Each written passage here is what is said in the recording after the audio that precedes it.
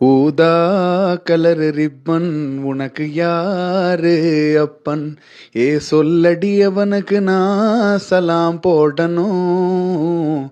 நீ சொல்லடி அவனுக்கு நான் சலாம் போடணும். ஓ ஊதா ஊதா.